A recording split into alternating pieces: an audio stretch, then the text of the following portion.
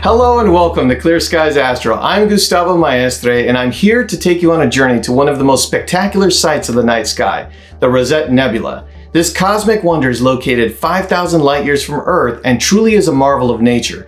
With its intricate detail and vibrant colors, the Rosette Nebula really is an astrophotographer's dream. But as we know in astrophotography, it's not all about the image, but the experience. And the experience can always be a test of determination, patience, and skill.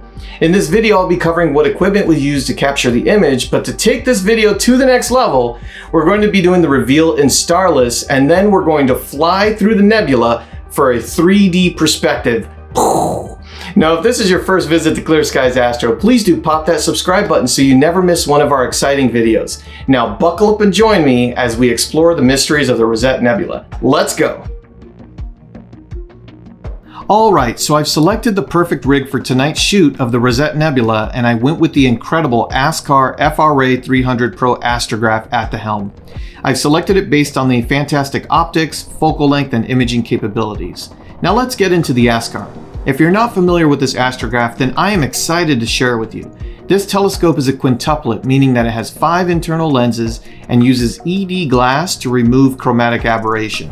The ED glass means that these high-quality Petzval lenses won't give you halos around your stars. You also don't have a need for a field flattener since this telescope was designed from the ground up for imaging.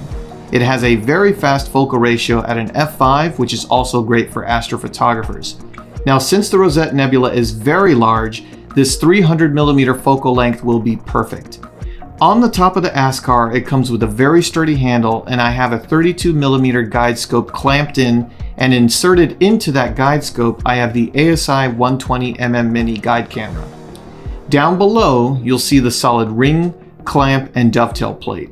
It also makes field of view adjustments easy with only a locking screw and a simple turn of the camera to adjust that field of view.